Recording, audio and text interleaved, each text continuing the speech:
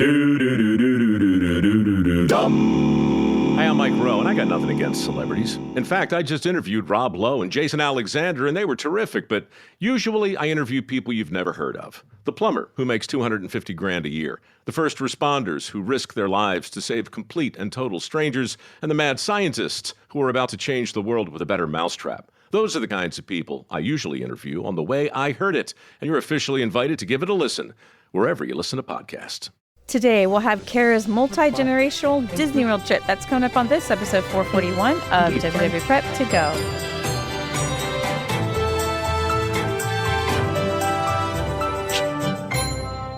Hello and welcome to WW Prep to Go, where we talk strategy and ideas for people planning their Disney World trips, and we have lots of trip reports. I am your host, Shannon Albert from WDWPrepSchool.com. Thank you for being here for episode 441.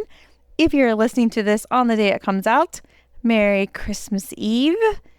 I am editing this a little bit beforehand so that I don't have to worry about it the week of, but I hope everybody's had a good Christmas season. I have started to enjoy this time of year a lot more when I started looking at it as a season as opposed to a day. The day itself can bring up so many feelings around, how things used to be, who's missing, et cetera, et cetera. But the season, with all the Christmas-related trips and meals and shows and entertainment, that's fun. So today is another trip report from Kara, who traveled in December with 3 generations of people in her family to Disney World, and they got a lot done, and you'll hear about that in just a minute. I just realized that I don't think I've missed a Tuesday episode in years. I think that it's been on track, and a lot of the podcasts that I listen to, they do take little breaks here and there, and so I am thankful to have help on my team making that happen. Also thankful to the trip report guests who submit and sign up and take the time out of their trips to take notes and record with me, and it takes a whole little village to make it work. So good. Love this track record. As usual, if you want to be a podcast guest like Kara, the only way to do that is with the speak pipe information in the show notes of every episode. Leave a voicemail, let us know details about your trip. As you know from listening to the trip reports, we do try to get ones that are very different all the time so that we can show different ways of doing things, different kinds of travelers, etc. So please feel free to submit there. And if it works out, somebody on my team will reach out to you to get it scheduled. Without any further ado, here are my chats with Kara. Welcome to the podcast, Kara. Thank you so much, Shannon. I'm so excited to be here. I can't even express. You and I are spending our Saturday afternoon, November 23rd, together to talk about your upcoming Disney World trip. When are you going? We are leaving December 1st, and we are coming back December 7th. Okay, fun. I'm going to make a wild guess. This is not your first trip. It is not. It will be my 5th one planning, but the other members of my travel party, it is various degrees from the 2nd to the 4th trip. Okay. And for this group, are you the planner for everyone? Absolutely. So much so that I've even created little daily business cards to give to the rest of my party and be like, okay, here's when our reservations are. Here's where you need to meet me at the bus stop, and have all that ready to go. Okay, that is fascinating. And are they receptive to this? They love it. They say, more, please. They do. They say more, please. Okay, good. Well, I might see you at Disney World because I'll be there at the end of your trip. Okay. So who is going in your group? So it is going to be myself, my husband, my daughter who is 8, my son who is 5, and my parents who are both in their mid-60s. Okay. And your kids have been with you most of the times that you've been, I assume? Yes. Every single time that they have gone, they've been with me as well. Okay. And this will be my daughter's 4th trip and my son's 3rd. All right. And for people that are watching the video version, there's a PowerPoint to go with it. So I'm actually taking notes from the PowerPoint. Okay. So that is who is going. And then you guys, according to your PowerPoint, you're staying at Caribbean Beach. Yes, I decided to get the 5th sleeper rooms. I'm going to request Trinidad. And that all comes down to kind of the big theme of this trip, which is we're trying to get the most of Christmas while not walking as much as humanly possible. My parents, my mom specifically, like walking is hard for them. It's not necessarily a mobility issue, but more just their enjoyment goes down the more that they have to walk. And one of the reasons that we are taking this trip is because my son just turned 5. And when my daughter turned 5, we also went on a big family trip. So we're kind of repeating that pattern for him.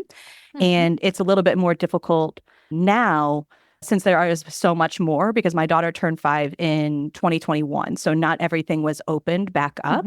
So I want to choose Trinidad for 2 reasons. One is proximity to the Skyliner, and the other one is the Spyglass Grill, because we're going to be doing the dining plan. And to refill our mugs, we only have to walk a building away instead of Caribbean Beach being huge and having to walk half a mile to go get a soda. Truly is a nice perk of being in that area. So with the size of your group, are you in 2 different rooms? Yes, I think our travel agent attached those travel with numbers so that we can have those connecting rooms together. The idea is that we can have those 2 rooms, and maybe Grandma and Opa will be a little nice and let one of the kids sleep on one of the pull-down beds, but we'll see how they feel whenever we actually get there. Okay.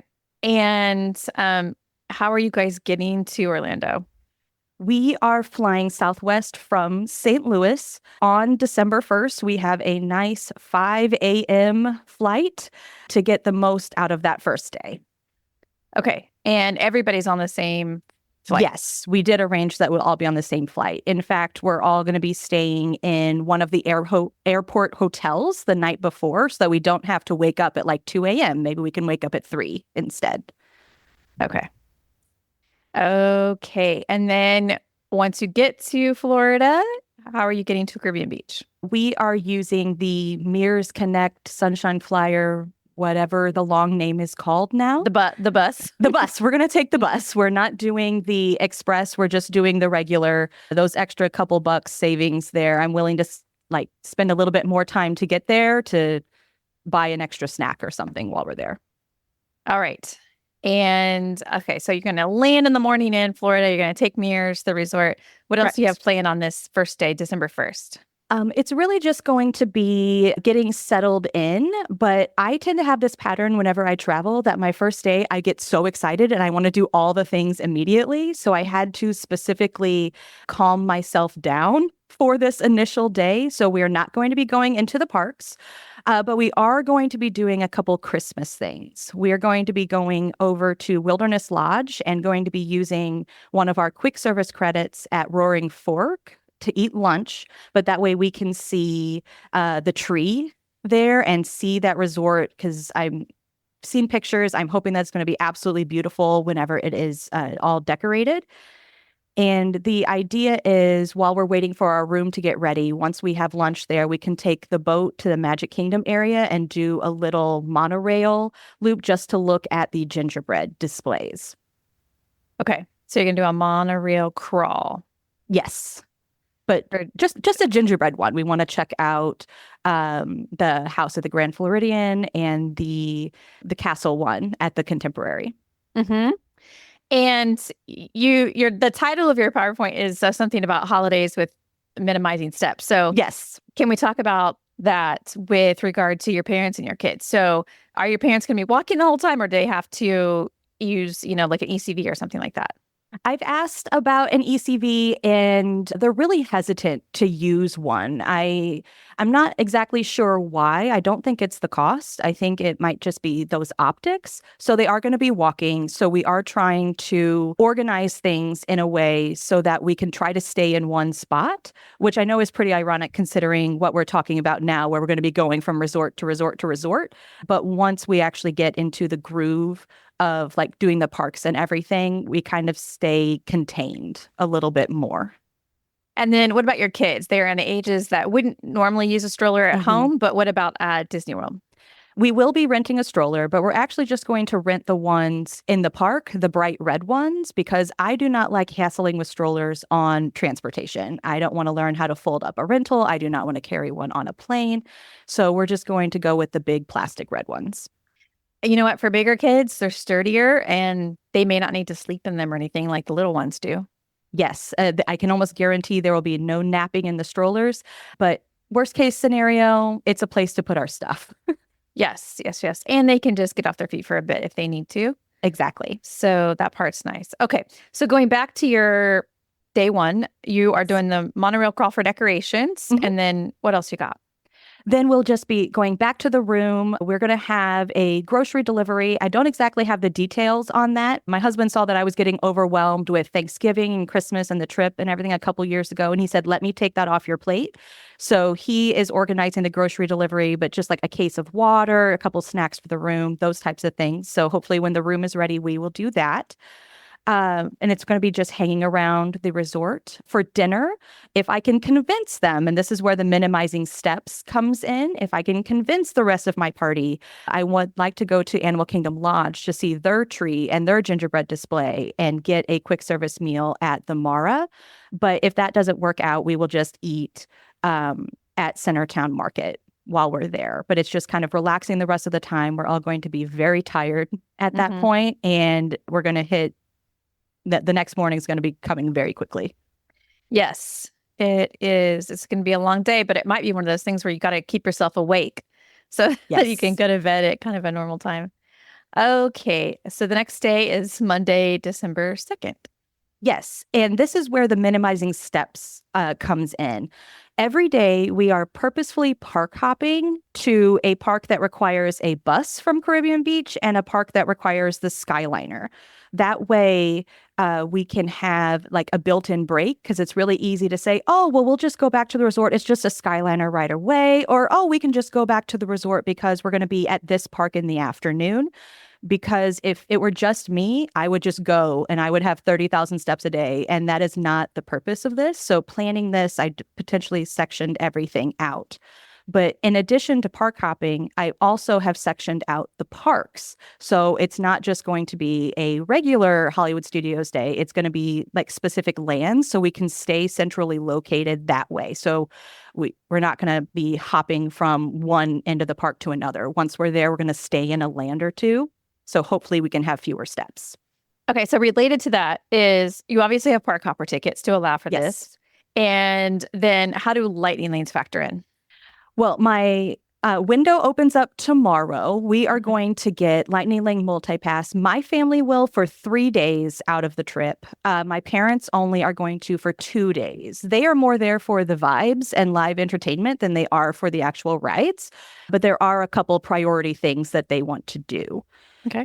So this first day, Monday, our morning park is going to be Hollywood Studios, specifically Galaxy's Edge and Toy Story Land. And we will be rope dropping this day.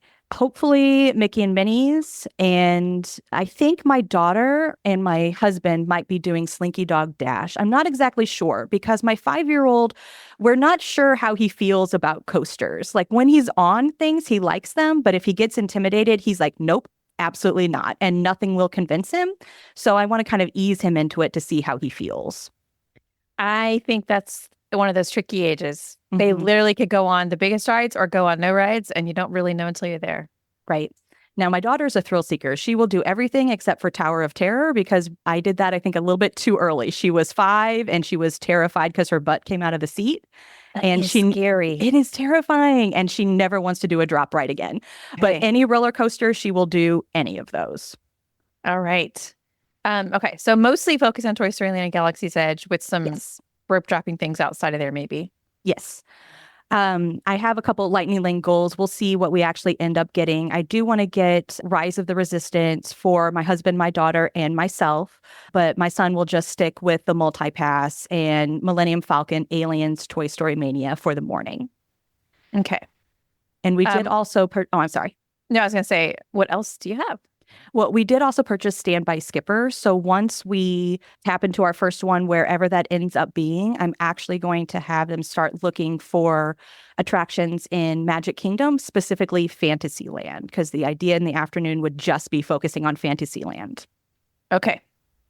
All right. Before we hop over Yes. So what else do you got at Hollywood Studios? We have a 920 Droid Depot reservation. My husband and my son are going to go build themselves a droid.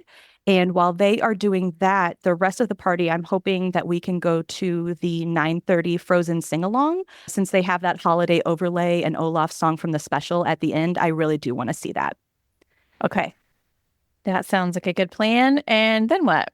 And then we have a 11:45 lunch reservation at Sci-Fi. Okay. Have you been there before? No, almost all of our dining is going to be new for us. Right.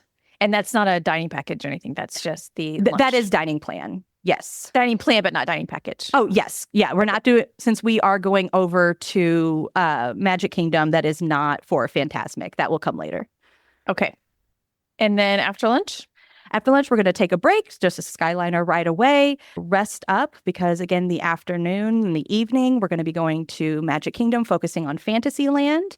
No real set plans, except for we are going to be doing the dessert party, the pre-party. Okay. And have you ever done the dessert party before? I did with my daughter. We went on a mommy and me trip a couple years ago. And we loved it. It was really nice to be able to have like that home base to be able to go back and forth to. Mm-hmm. That's how it feels to me too. Home base. As long as you feel like you can come and go, you can treat it that way. And this is a perfect place for Grandma and Opa to park, where they have bathrooms, they have drinks, they have food. And then if we have other lightning lanes or other rides that we want to do while we are waiting for the fireworks, then they can stay there without having to feel like they have to follow us. 100%. That's a great idea. Anything else on this day? I'm going to play it by ear. Magic Kingdom does close at 11. So if the kids can hang, we might stick around, but it's just as likely that we might go home after the fireworks. We'll go back to the hotel, go home. Okay. Tuesday, We'll December 3rd? On Tuesday, we have tickets to the Christmas party. So in the morning, we're going to be doing Disney Springs. Like we're going to sleep in, we're going to let our bodies do their things. It's always the third day of the vacation. That's the hardest for us to get up and get moving. And we're going to be focusing on the Christmas tree trail, maybe do the photo pass spot there. Lunch, I want to do Jock Lindsay's Hanger Bar, even if it's just to go in and get one food item, but I want to be able to see how it's decorated. And then we'll take a break, and then it'll be to Magic Kingdom for the party and a 505 Crystal Palace dinner reservation. Okay. All right. Do you have Winnie the Pooh fans in your group? We do have Winnie the Pooh fans. I am the Winnie the Pooh fan, so I got to choose, and here we are. That's right. All right. Okay. So are you planning to, I guess it doesn't matter because you have park hopper tickets. So I was going to ask if you plan to enter at 4:00 or...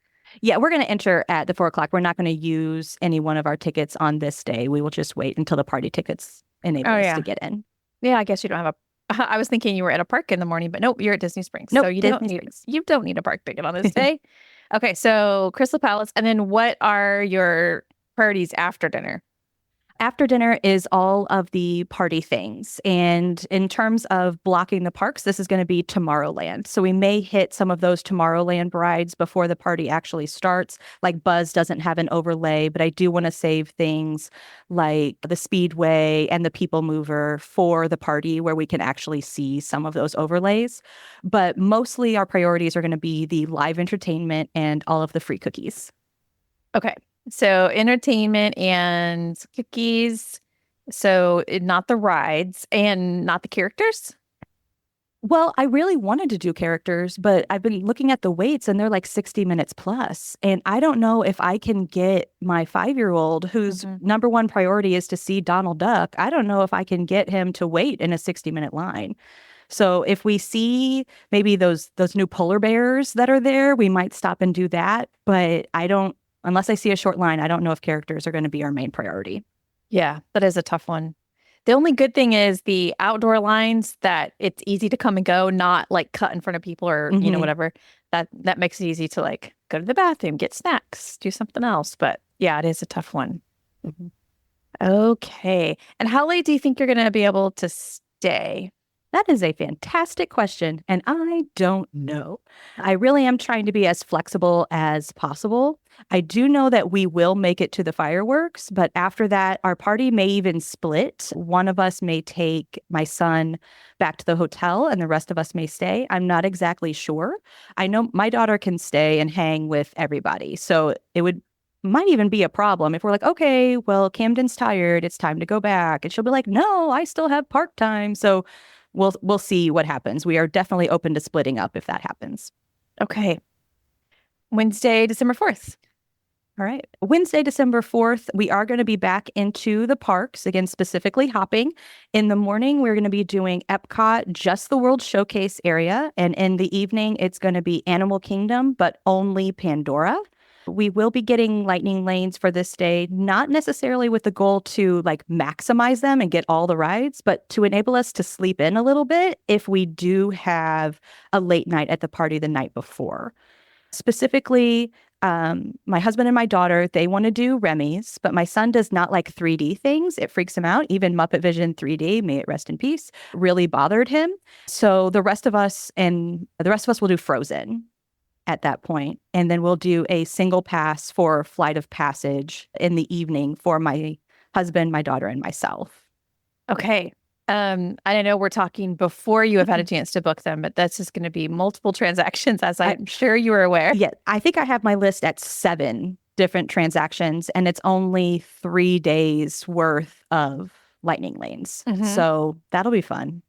Yeah, it'll be a lot of checking out. Okay. And then what else at Epcot?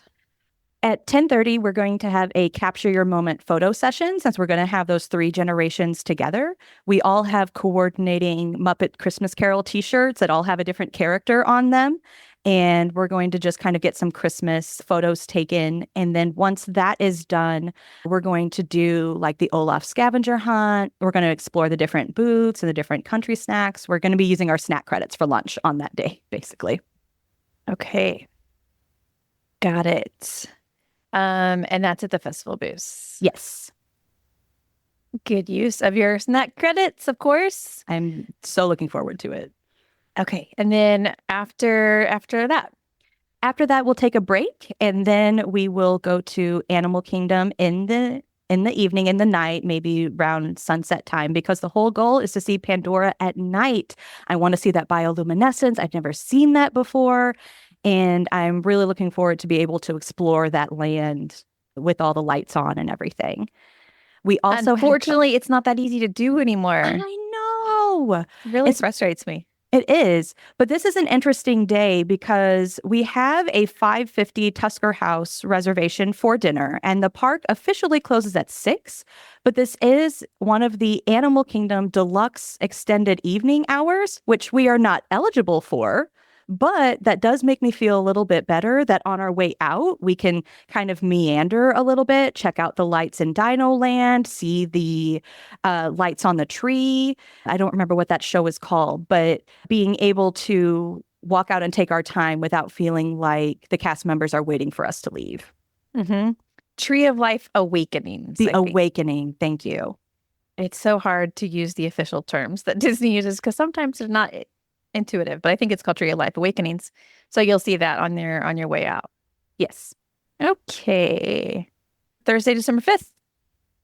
So Thursday, December 5th, we are back in the parks again with purposeful park hopping. In the morning, we will be doing Animal Kingdom with everything but Pandora.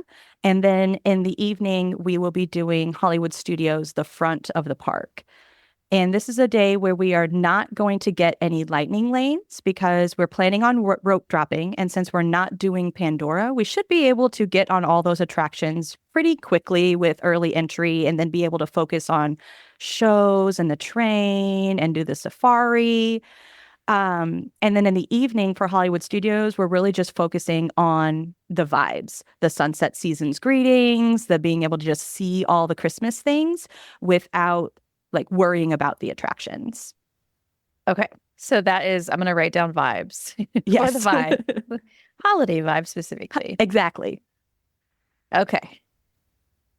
And the other thing that we have on that day, we have a 4:30 Hollywood and Vine, again, Christmas vibes there. And that is the Fantasmic dining package. So we will hopefully be hitting Fantasmic after that. Okay. And that's the 7:30 Fantasmic. Yes. All right. Certainly fitting in a lot of holiday stuff here. We're trying. Okay. December 6th, Friday. Yes. This will be our last park day. And the park plan here is in the morning to do Magic Kingdom, specifically the left side of the park, Adventureland, Frontierland, and Liberty Square. And then in the evening, after our midday break, which has been our pattern, the former Future World, sticking at the front of the park there. We will be getting a multi-pass for this day, and this would be one where our entire party will. But since I haven't booked them, I'm not exactly sure what we're going to get. But our goals are Tiana's, Haunted Mansion, and Pirates.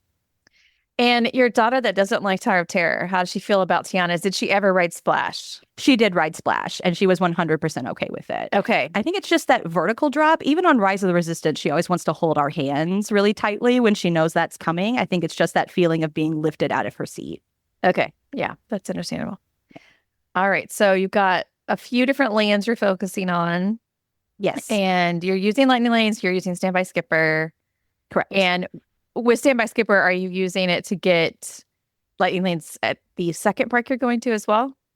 Up until this day, yes. On this day, it depends on if Standby Skipper can get me a Tiana's virtual queue or not. Because if it can get me a virtual queue, then I might see if I can modify our Tiana's for a Jingle Cruise, because I want to make sure to do that during the day where you can see everything a little bit more. Otherwise, yes, Standby Skipper, I'll have it set for the second park of the day. Okay. I suspect it will help you get Tiana's virtual queue. I hope so. And I hope early in the morning. That's the goal. Yeah. And what I like about the virtual queue first thing in the morning is the line hasn't had a chance to build up. Exactly. So it's almost like a lightning lane really at that point. Okay. So we've got the morning defined at Magic Kingdom. Yes. You're going to try some quick service food there. Yeah. And in one of those lands. Okay. Quick service lunch. And then break, as has been your pattern. Yep. And then dinner and evening at Epcot. Yes. So we do have a candlelight processional dining package at Beer Garden at $4.55. So we'll probably get into the park, since we'll have the Skyliner, around that dinner time, and then do any of the rides in the front after that. And our dinner time gets us the 8:15 candlelight processional. So I think the timing should be okay, that we can do the candlelight processional, then find a place to park for the fireworks without having to move very far, and then be relatively close to the Skyliner after that. And who's your narrator? Whoopi Goldberg. Ooh, nice. And we have a big Star Trek fan in the house, so he is very, very excited. Okay. I will be going there on this night, I think, so I might have Whoopi Goldberg right along with you. That would be amazing. Okay. And you also said fireworks at the Yes. end of the night. Okay. And then you'll take the Skyliner back to your resort. Mm-hmm. And go to sleep. And go to sleep. So you've got Saturday, December 7th. You told us this is not a park day, but it is a departure day. Yes. We do have one final breakfast. We have a 9:10, 1900 park fare. My mom's number one thing for this trip was everything Tiana. So she wants to ride Tiana. She wants to meet Tiana. So she, like maybe during the Christmas party, she'll go meet her and Naveen, but Tiana is her main focus. So we definitely had to get 1900 park fare so we could see her in that outfit. And I want to know how you're getting there. Since the timing is terrible for any type of Disney transportation, we're probably going to invest in a minivan. Okay. It's probably perfect for your group, especially including the car seats and all of it. Mm-hmm. I'm hoping. I've never really done rideshare before, but if any place is there for me to be able to experiment, it's going to be Disney. So now's the time. Okay. And then after breakfast? After breakfast, we'll head back, get packed up if we hadn't done it the night before. Mears is going to pick us up about noon-ish. And then we have a 3:40 flight back to St. Louis. All right. And that's that. Yes. That is a lot. It feels like a lot, but whenever I mapped it out in my head, I was like, okay, well, we're just having one little compartment at a time. So we'll see if it works out the way I wanted it to plan. Yeah. No, I think it's super interesting. And I think it can be difficult with parents that don't quite want to use help, but also can't do 30,000 steps a day. So it looks like you're doing your best. So Thank you. okay. Well, I hope you guys have a fantastic time. Might see you there. And I'll talk to you in a few weeks when you get back. Great. Thank you so much. Hi, I'm Cindy Crawford, and I'm the founder of Meaningful Beauty. Well, I don't know about you, but I never liked being told, oh, wow, you look so good for your age. Why even bother saying that? Why don't you just say you look great at any age, every age? That's what Meaningful Beauty is all about. We create products that make you feel confident in your skin at the age you are now. Meaningful Beauty. Beautiful skin at every age. Learn more at meaningfulbeauty.com. The holidays are here, and so is the IKEA winter sale. Now's your chance to make the holidays a little more magical and less expensive. Save up to 50% off on select items in-store and online now through January 7th. Plus, IKEA loyalty members get an extra 10% off on sale items. And if you spend $2.99 or more on a single order before December 10th, enjoy free delivery. Need help managing the clutter of decorations? IKEA Storage Solutions will keep your home tidy from toys and tinsel. Having extra guests over? Check out offers on select dining furniture to make more room for the people who matter most this time of year. Don't wait to finish your winter wish list. Shop the IKEA winter sale in-store or online now until January 7th. Visit IKEA-USA.com/winter sale for more details. Terms apply. Offer valid dates may vary. U.S. only while supplies last. Selection may vary by store and online. See store and IKEA-USA.com/winter sale for complete terms. Restrictions apply. Welcome back from your trip, Kara. Thank you, Shannon. You and I are talking on Saturday, December 14th. So you've been back for a week. Yes. How did your trip go? It went mostly really well. Sometimes the best laid plans kind of crumble. So there's a couple of that in there, but it was mostly really, really good. Best laid plans crumble. It's why we learn all the things so that we can pivot if we need to. Exactly. Okay. So let's start walking through it to see how the post-trip matches the pre-trip. You told us beforehand you were flying from St. Louis, staying at the airport, the hotel the night before, and then you had a very early flight on Sunday, December 1st to Orlando. Very early. But before I do that, right after we spoke on the pre-trip, it was actually my lightning lane day the next day. So I wanted to talk about that because that was one of the best laid plans that had to get adjusted. So I got up and I did 7 different transactions, and my credit card was declined after transaction number 5. So I had to get my husband to quickly get on and be like, yes, this is actually us. We are making these transactions. So things took a little bit longer, but I was done by 6:07 Central with all 7 transactions. And it was $661.63. But even with that, I still couldn't quite get what I wanted, specifically with our first park day. So I spent the whole week trying to modify and seeing what I can do, including when my alarm went off at 2 a.m. on Sunday, December 1st, trying to adjust even from then. So that was great. But in general, getting there and everything was fine. We did get up at 2. We missed our first shuttle from the airport hotel. We missed the 3 a.m. one, so we had to wait for the 3:30. And by the time we got to the airport, we realized that my dad had left his backpack on the shuttle. So they're trying to get their bags checked. And then they're like, oh my gosh, where's our backpack? So my mom's on the phone with the hotel trying to figure out what is going on there. My family was able to get everything checked in, and we were waiting in the TSA pre-check line while they were still trying to get everything figured out. Eventually they did, and we got to the gate about 20 minutes before boarding started. So it ended up being okay. But that was a nice, stressful way to start off the trip, especially since it had been snowing the night before. So we had the snow to contend with as well. So that was an adventure, a way to get started. A relatable one. That's happened to so many of us. Yes. Now, it did become a running gag the entire week. Since everything worked out okay, we were able to roll with it. And every time that we went on a form of transportation, we were like, Opa, Dad, do you have your backpack? We got to make sure that you have your backpack. So, it became a joke and everybody was able to have a sense of humor about it. Yes, But I bet he never does it again.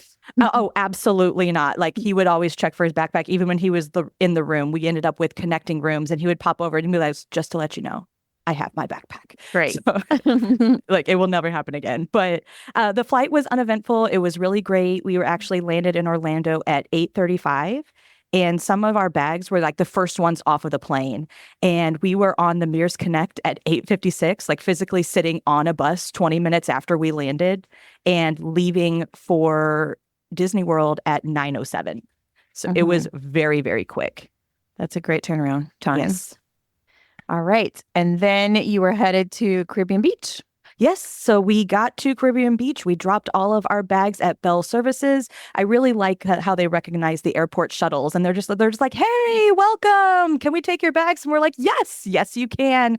It's very nice and convenient to know that we don't have to seek them out. Like they are looking for our buses. So we dropped all of our bags, and then we did a almost transportation transfer is what I ended up calling it, to go to Wilderness Lodge for lunch.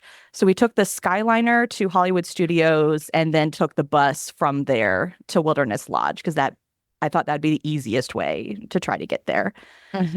And as we were walking off of the bus, Daisy was walking right by. And I love those little character pop-ups. It was so fun. Like we haven't even been on property for 2 hours at this point. And we're stopping and we're seeing Daisy. And she's, her wonderful duck sass going on.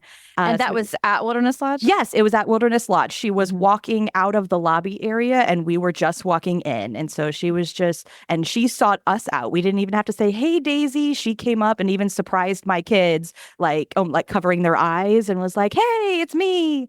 And that was really, really fun. Then we walked in, we saw the big old tree and took some pictures next to it and ended up having lunch at Roaring Fork. And that is where I don't think I talked about this in the pre-trip, but I had a side quest to make the most out of the dining plan that I possibly could. I even made a little spreadsheet on this is what this credit is kind of worth versus what we actually did to see if monetarily it would end up being worth it for us at the end, since this is the first time that we did it. So as I was doing the mobile order, I was putting it in the spreadsheet and doing all that. I didn't realize how small the eating areas at Deluxe Quick Services were. There was maybe 8 tables in the interior part. That was really surprising to me. I've only really ever stayed at Values and Moderates, and their eating areas are much, much larger. So it was actually a struggle to find a table. Yeah, I think if people want quick service, especially if you have kids and you want something that is a little bit quicker than sitting down in a restaurant, the Deluxes sometimes can leave a lot to be desired. I mean, the food was great. Everything was wonderful once we were there. I was just really surprised at how small the actual seating area was. It is. Outside is easier there, but obviously weather dependent. Yeah, and it was cold when we were there. It was the highest it got was mid 70s, and that was towards the end of our trip. It was upper 40s, lower 50s for a lot of our trip, and I'm glad that I packed that extra hoodie. I did not really expect to need it, but I did. So what was after lunch? Yes. After that, we just walked around the outside of Wilderness Lodge a little bit, checked out the geyser and the pool area, and made our way to the boat to go to the Magic Kingdom area. I have this one year, I am a pass holder because we had 3 trips. So I had made a reservation for Magic Kingdom for the express purpose of going in and getting that Mickey Drummer Boy sipper and a popcorn bucket that we could use for our trip because we're a big popcorn family. So we took the boat and I went in and got to be by myself for a couple minutes and see all the Christmas decorations and grab those things.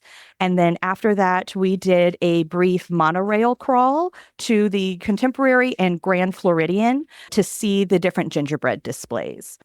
So we popped on the monorail and we went to the Contemporary first because that was the first stop. And got off and looked at it, and it's beautiful with the different lights. And we got the Yule log while we were there and ate it next to all those twinkling lights, which was really nice. Just kind of enjoyed that, then hopped back on the monorail. We skipped the Polynesian because at this point my mom was getting a little bit tired and didn't want to do a lot more walking. So we just went to the Grand Floridian. And that was an adventure. It was so crowded. You couldn't see anything. You couldn't hear anything. It was amazing. It was like the Black Friday of Christmas displays. And later on in the trip, we saw it when it was nearly empty, and it was beautiful and it was wonderful and a great experience. But this first one, like we couldn't enjoy anything. It was so overstimulating. I was determined to get a gingerbread shingle. So I went to that little side entrance that they had where they had the most popular items for sale from the gingerbread house, because it was going to be a 45-minute wait when I talked to a cast member to get something from the gingerbread house. And I was like, you know what? No, thank you. I'm going to assume the weekend played into this day. Yes, I'm hoping that this was the end of like the Thanksgiving crowds were trying to get in their last minute things before they departed, since it was the weekend. But I did not even consider that whenever I was thinking about this monorail crawl. But oh my gosh, like you could not move. It felt like a line queue, like you're so crowded in together. So once we did that, everybody decided, you know what, that was a little bit much for us. So we made our way back to Caribbean Beach, and it was close to room check-in time, but we ran into a check-in issue that my dad's My Disney Experience app was not registering that he had already checked in, and we had done it together. Like we followed the exact same process.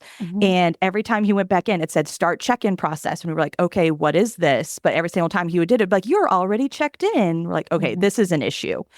And we had gotten our notification that our room was ready, but they hadn't gotten anything. So we had to go to the desk to figure out what it was. And like, oh, that's weird. But we didn't get a notification that you were here, so we couldn't tell you that your room was ready. It just took talking to a person, but it was a very strange thing. And he ended up having issues with his app the entire time. It was almost like he needed to uninstall and reinstall, I think, but it was only his. Mine worked fine. My husband's worked fine. My mom's worked fine, but it was only his. And you did end up with connecting rooms. We did. Can you talk a bit about that process? Because people often do want to have connecting rooms, but it is a request. Yes, I did not actually handle that. My wonderful travel agent did. So I'm assuming she had a travel with number and made sure that we were connecting that way. But whenever we made the reservations with her, she went in and said, okay, we'll make sure that that is taken care of. Okay. And we ended up in the Trinidad section of Caribbean Beach. I specifically wanted that to be a little bit closer to the Skyliner and have the Spyglass grill there so that we could refill our cups. But we ended up in building 39, which is the furthest one away from everything. So much so that at one point we were walking back from Old Port Royal, and one of the maintenance crew saw us walking and said, hey, where are you going? Let me give you a ride. That's far away. Like they even recognize. So we were in building 39 and we clocked it at one point. It was a 12-minute grandma speed walk from the Skyliner. So that backfired against me a little bit, but it was really nice in some ways because it was quiet. Like we didn't have a lot of traffic going by our room. We didn't have car traffic or anything. Like we could see the woods, and I would assume Pop Century is almost on the other side of those woods from our room.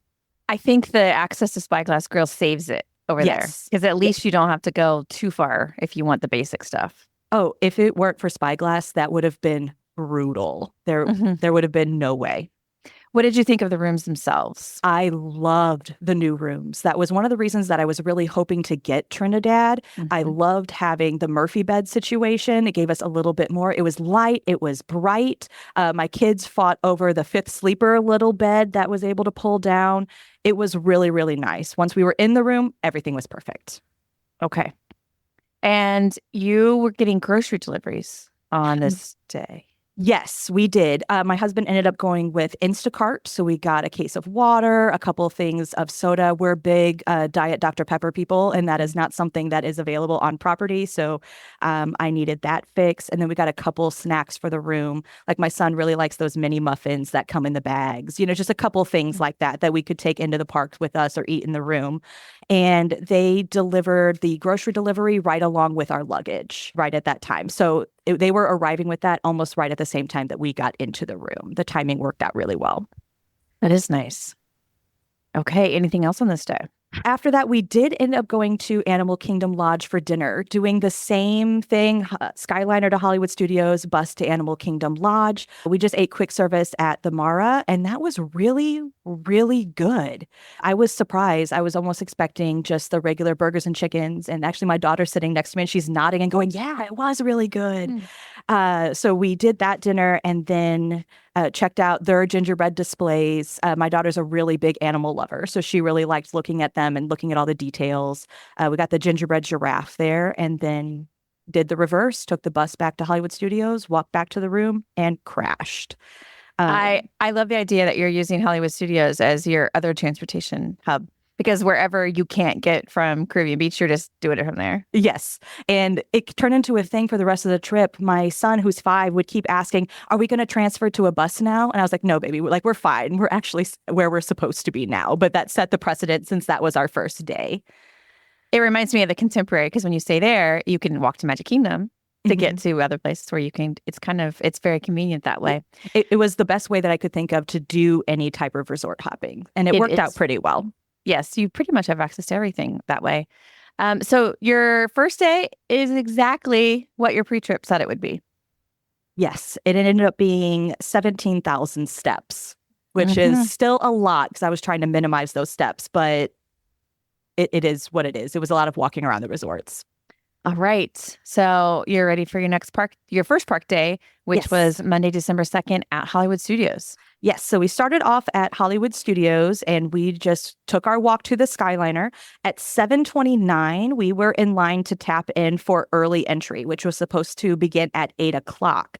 But at 7:30, they started letting people into the park. And I was expecting it to be kind of like Magic Kingdom, where they would corral us in one little area. But that was not the case. They started immediately letting people into ride queues once you arrived. So when we tapped in, our party actually split off into 3 different groups. Myself and my son, we were heading towards Toy Story Mania because he had decided he wasn't going to do roller coasters. He decided he just wasn't into that. My husband and my daughter headed to Slinky Dog Dash, and my parents actually went to get the stroller because we were renting strollers in the park, and they were not interested in being in the rushing crowds to the rides, so they were going to slowly get the stroller and then meet us in Toy Story Land. And so here's where some of the timing goes in, since we have the split party. My son and I were off Toy Story Mania before 8 o'clock, before early entry was supposed to even start. We had been on and off the ride. Then we waited a little bit around Alien Swirling Saucers because we were just going to hop on there real quick, but they had a delayed opening. But then Rob and Ramsey, my husband and daughter, they got done with Slinky Dog Dash and Toy Story Mania by 8:30. Like they were off all of those. And then we just kind of hung out a little bit and waited for Aliens, ate some lunchbox tarts. But then we got to ride twice and we got the 2 different Christmas songs both times. So accidentally got some Christmas overlays on there. But we were done with all of Toy Story Land by 9:05. That's really good. So our goals at that point were to start doing the rest of the back side of the park, like Galaxy's Edge, to get all of that done. But by the time we got off of Aliens that second time, my parents had disappeared. Like they weren't where they were. We couldn't find them. We were like, okay, what's going on? We eventually found them at guest relations near the entrance to Toy Story Land because my dad had run into more app issues. He was trying to buy a popcorn bucket refill and the room charges weren't working. So even though he had put in his PIN and connected his credit card, whatever was going on with his app, nothing was connecting. So he had to talk to somebody to try to get those connected. They could not help him in the park. He was going to have to go to the front desk at Caribbean Beach at some point to get that technically connected. So again, that's kind of fun. A nice little issue, but this was the last one. Like once he got and talked to that person again at the front desk, trying to figure all that out, everything was fine from there on out. And I'm trying to look at my notes real quick. At that point, we split again, but in a different group because my son and husband had a 9:20 Droid Depot reservation. And then the rest of us decided we were going to go to the first Frozen sing-along show of the day because I wanted to see that Christmas overlay when Olaf comes out. It was so nice and it still snowed and it was so much fun. And when my husband and son finished their droid, they just went towards the Millennium Falcon and played with the droid like in a little corner. And then we met them after the show ended because our first lightning lane of the day was actually, we tapped in at 10:15, and that was for Millennium Falcon. So since I wasn't able to get the the times that I wanted for any of the lightning lanes, we had to switch a couple things and get that Millennium Falcon for the earliest that I possibly could so that I can start actually modifying and setting up standby skipper for our evening park. And that was the best that we could do. When we tapped in, it was a 60-minute standby. When we got off of Millennium Falcon, we wanted to finish off Galaxy's Edge, and we had a single pass is what it is now for Rise, but it was down and it had been off and on down the entire morning.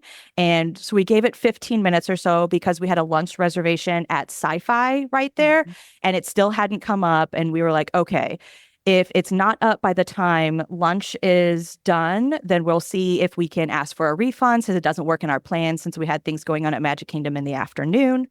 Luckily, lunch went really great. The burgers were actually really decent. My kids got a real kick out of the novelty of the little show that was playing. And my parents really liked the vintage retro throwback vibes of sitting in the car and being able to do all that and drinking a milkshake. They thought that was really fun.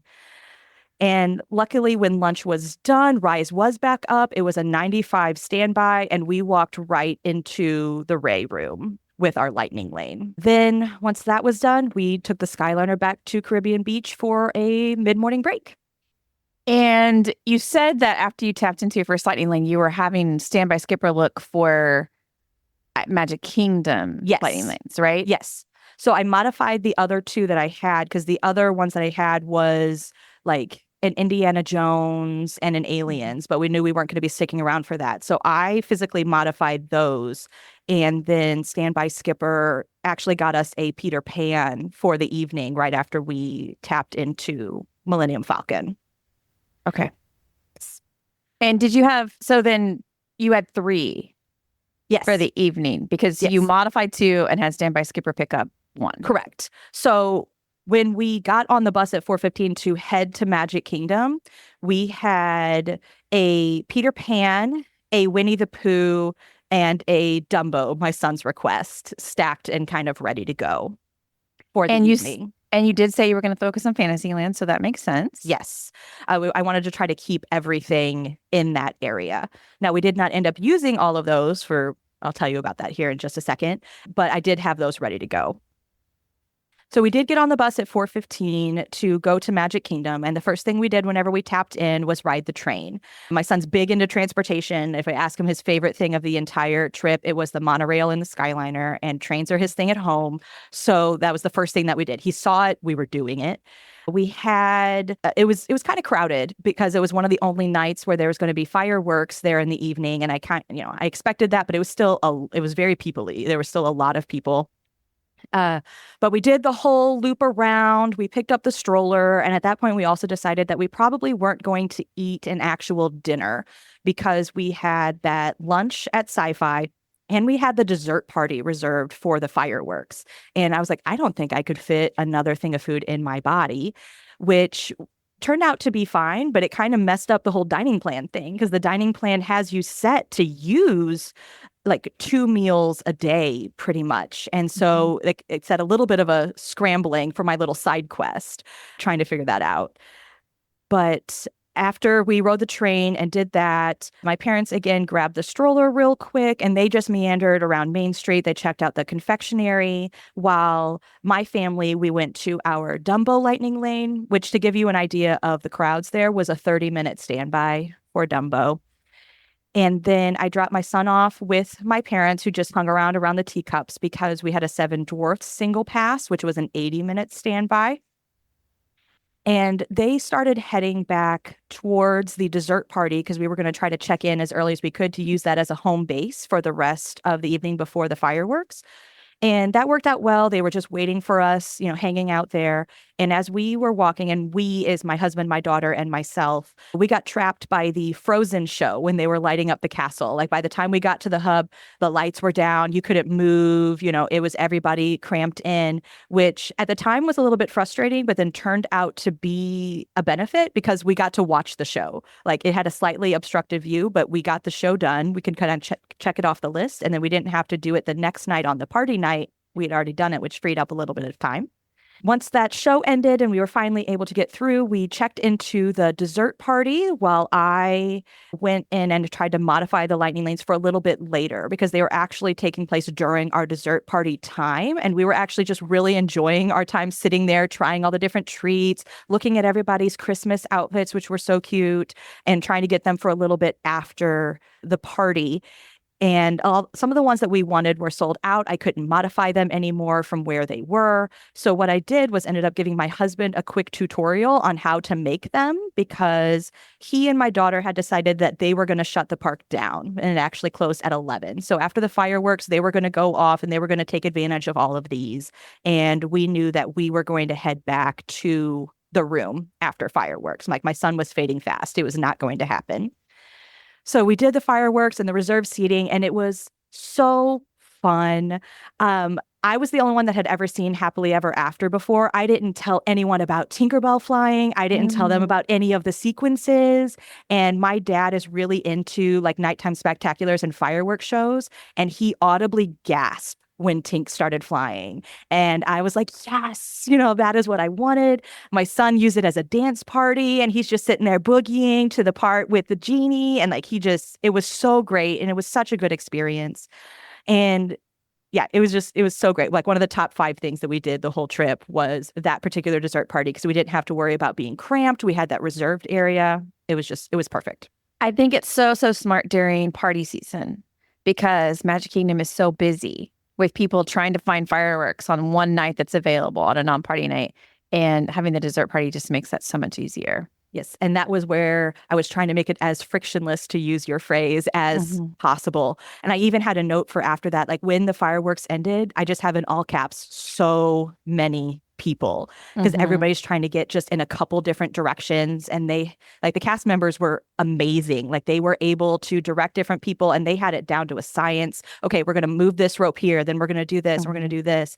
But my parents, my son and I, we hung out for a good 20 minutes after the fireworks ended just to let everything dissipate before we started heading back down Main Street to head back.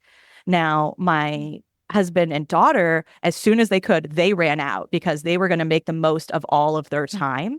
They, from the time that the fireworks ended until they shut down the park, they rode Peter Pan, Barnstormer twice, Space Mountain, Small World, Haunted Mansion, and Little Mermaid. So in just over 2 hours, they did all of those things while I was sleeping. Like I was in bed by 9:30. It's a win-win. You get to sleep, they get to go do their thing. Yes. And they ended up with 25,000 steps while we ended up with 17,000 for the day. They were bouncing around that park. And can we talk about the buses from Caribbean Beach to Magic Kingdom? Sure. How did that go for you? Because sometimes that can be difficult. It actually worked out pretty well. I don't know if we just had bus luck or if they found a new system. And actually talking to one of the transportation cast members later, at busy times, like specifically in the morning going to Magic Kingdom, they will have certain buses that only go to certain neighborhoods. Like there's a bus that will only go to Aruba and Trinidad and then to Magic Kingdom. And there's a bus that will only go to not Aruba, Barbados and Trinidad. And then there's another bus that will only go to Jamaica and Aruba. And then another bus that will only go to Martinique and Old Port Royal so that they can make sure to get those people, get us all moving to where we need to go. We didn't have to wait very long for a bus at any point. That's good. Yeah, because I really think nice. that's maybe the only downside to Caribbean Beach is all those internal stops. But if they've got buses focused, that'll help. They said they did that on peak times, was just making sure that they had specific buses going to specific neighborhoods. All right. So that day also went very close to your pre-trip. Yes. Like very, very similar. Okay. Hi, I'm Cindy Crawford, and I'm the founder of Meaningful Beauty. Well, I don't know about you, but like I never liked being told, oh, wow, you look so good for your age. Like, why even bother saying that? Why don't you just say you look great at any age, every age? That's what Meaningful Beauty is all about. We create products that make you feel confident in your skin at the age you are now. Meaningful Beauty. Beautiful skin at every age. Learn more at meaningfulbeauty.com. The holidays are here, and so is the IKEA winter sale. Now's your chance to make the holidays a little more magical and less expensive. Save up to 50% off on select items in-store and online now through January 7th. Plus, IKEA loyalty members get an extra 10% off on sale items. And if you spend $2.99 or more on a single order before December 10th, enjoy free delivery. Need help managing the clutter of decorations? IKEA Storage Solutions will keep your home tidy from toys and tinsel. Having extra guests over? Check out offers on select dining furniture to make more room for the people who matter most this time of year. Don't wait to finish your winter wish list. Shop the IKEA winter sale in-store or online now until January 7th. Visit IKEA-USA.com/winter sale for more details. Terms apply. Offer valid dates may vary. U.S. only while supplies last. Selection may vary by store and online. See store and IKEA-USA.com/winter sale for complete terms. Restrictions apply. So the next day was Tuesday, December 3rd, and you had plans to sleep in and head to Disney Springs. Yes, and this is where some things didn't quite go according to plan. We did go to Disney Springs, but since we did not eat dinner the night before, we woke up a little bit hungry. So we got going a little bit earlier than we had planned and got some breakfast at Centertown Market in Old Port Royal. But we did get to Disney Springs by about 10 a.m. We did the photo pass by the big tree right by the bus station whenever you walk in, and went to the Lego store first thing and got the Christmas tree stroll map and did a little shopping. And then things kind of went a little bit downhill. We were going to do some shopping. We went to World of Disney. We were trying to go to Goofy's Candy Company, but everybody was all over the place. Like we were not in the same, like on the same page when it came to what we wanted to do. And at the same time, none of us were willing to split up at the time either.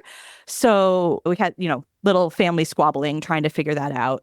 And then we ended up having to cut a lot of the things that we were going to do because my number one priority was the Christmas tree stroll. And I wanted to try to get that done and see all that. But some others did not want to walk, did not want to do much of anything. So they hung out in the amphitheater a little bit. And we didn't end up getting lunch because while we were finishing up the Christmas tree stroll, my son had said that he wanted to go back to what he was calling the cabin, which is our room. And so my parents took him back and my husband, daughter, and I finished up the Christmas tree stroll and was like, okay, we're not just going to leave them in the room by themselves. So we went back. So we didn't get to do Gideon's, Jock Lindsay's, or any of those other things. But we did finish the Christmas tree stroll. And the reward for it was a cute little ornament that says Christmas tree stroll and has the year on it. And that's really sweet. And it's on our tree now. You, after that, went back to your hotel room before the party, right? Yes, we did. So we didn't get to do all the things in Springs that I had wanted to do, but we did. We took that break. We ended up picking up a chicken strip meal from Spyglass because we didn't have lunch whenever we were there because we had had a bigger breakfast. But for the party in the evening, we arrived about 4:30 because my son fell asleep and took a nap, and I didn't want to wake him up too early for that because he had to make it a little bit later. And the first thing that we did after we walked through that bypass and we got our ribbons and our ornament and saw the gingerbread men and the stilt walkers in the snow was that we had a Crystal Palace reservation because we wanted to be right there ready to go when the party actually started. And Crystal Palace was honestly a huge disappointment because we didn't even get to meet Pooh or Tigger. We waited there for 45 minutes after we had finished eating, and our poor server is trying to find the characters and figure out where they are. And he's like, he checked in with us 3 times during that time frame when we were waiting. And he goes, I'm trying. And eventually we ended up having to give up because we had been there over an hour and they were still on the other side of the restaurant. And we were relatively centrally located. We were like one table off from the buffet, and they just never came. And that was a big old bummer. And all of us were kind of worked up and a little bit stressed out about that. So we had to kind of reset after that reservation. Again, best laid plans. You can't necessarily plan for whenever things like that happen. And also in that time, to add to a little bit of that stress, my son had been fiddling with his party ribbon, and it got tighter and tighter and tighter and was so tight I couldn't get a finger under it. And so we ended up having to go to guest relations after we left Crystal Palace, and they ended up having to cut off his ribbon and give us a new one. And I ended up wearing his ribbon because they don't loosen. You cannot, once you have tightened it up, they cannot come back off. That's scary. Yeah. And so I was like, oh my gosh. And I could tell, I was like, don't mess with it. Don't mess with it. But the more you tell a 5-year-old not to mess with something, the more he's going to want to fiddle with it. So by then I was like, we gotta get this figured out. But I ended up wearing 2 ribbons for the night, which was fine. He was happier without it on his wrist anyway. We didn't have any more issues after that. And then it was time for our reset, but we were still kind of keyed up from everything that had kind of gone wrong in that short period of time. So we reset in the Buzz Lightyear line, which was a true 25-minute wait. But then we got to compete against each other, and that kind of brought back out the smiles a little bit and be like, oh no, I'm going to, bring it on, Grandma, that type of thing. And then we went from Buzz Lightyear to the Speedway so that we could see the lights on that. And while my family was on the Speedway, my parents went in and did the Cosmic Race cookie line like 3 times. They just went in a circle around a couple times to get hot chocolate and cookies. So we took that cookie break. We went through that line again. Then by request, we did Dumbo again, and then teacups for that overlay. And at that point, it was time for the first parade. And just like I knew we weren't going to be able to close down the park the night before, my son was going to fade fast. I knew we were going to have to do the first parade. So we actually booked it over to Frontierland to watch it there. Now, like the snow and everything, much more magical on Main Street, but we wanted to be able to maybe have a little bit of room because it was actually cutting it pretty close. I don't remember exactly what time it was at that time, but by the time we found a spot in Frontierland, we only had to wait 5 minutes before the parade started. Yeah, that is a pro. I was trying. And did you have the space that you wanted? Not quite, but we were next to one of the fences that are along like the water and the boardwalk there. So my parents could lean up against there. And there was this really wonderful family. It was a multi-generational family. They had the kids sitting on the ground, and they actually invited my kids up to go sit with them so that they could have a better view of the parade while that was happening. So that was wonderful. So I was having to bob and weave a little bit, but the kids had a perfect view. The tin soldiers were absolutely the best part whenever they were walking through. And my daughter got a high five from one of the reindeer when Santa came by. So it ended up working out really, really well. All right. And then Yes. What did you do after the parade? Then we took a bathroom break and we went to the hub because I wanted to get the castle show and find a spot for fireworks. And we ended up finding a spot on one of the railings that surround some of the statues. Like we were able to lean up against that railing and kind of carve out a space for ourselves.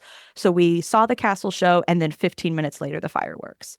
And just like the night before, the fireworks were a huge highlight. It was a dance party, and I had never seen them before. And they were so good. I was surprised how good they were because so many people talk about the Halloween party fireworks, but I think these were excellent. The music choices, the projections on the castle, the variety of different types of fireworks. It was great.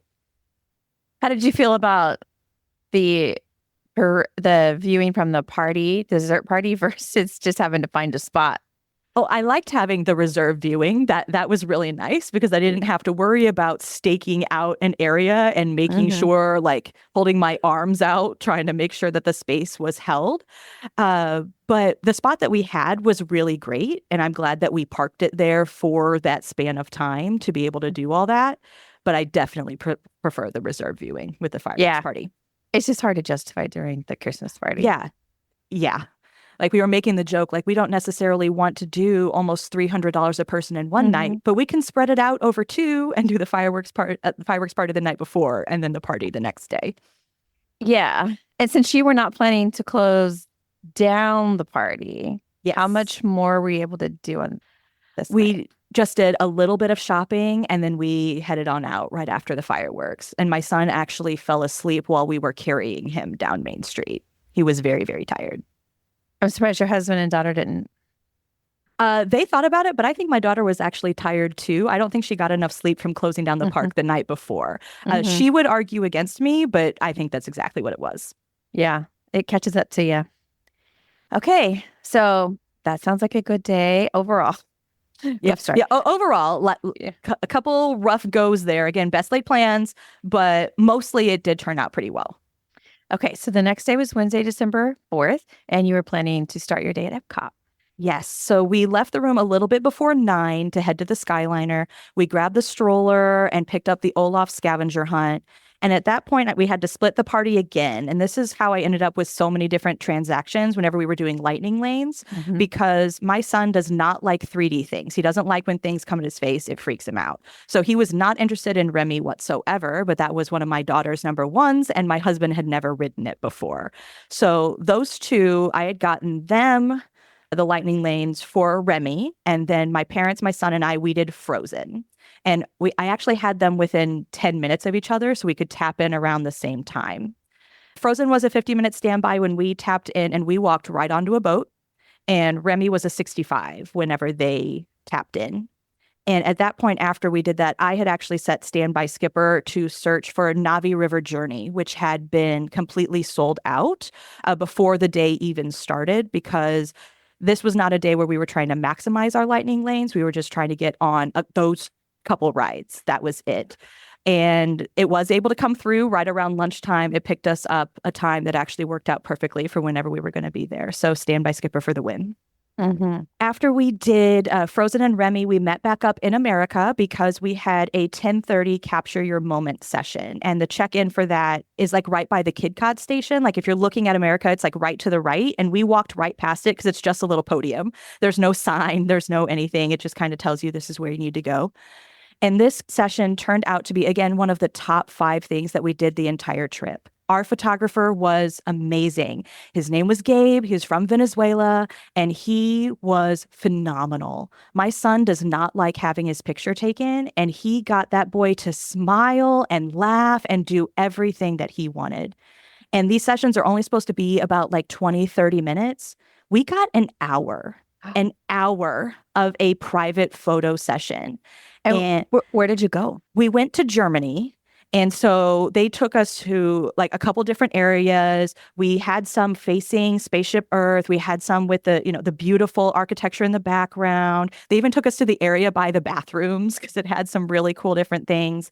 Since my son's really into trains, Gabe made sure to take pictures of my son with the trains in the little train town. Like it was so amazing. And we had over 120 pictures from this session.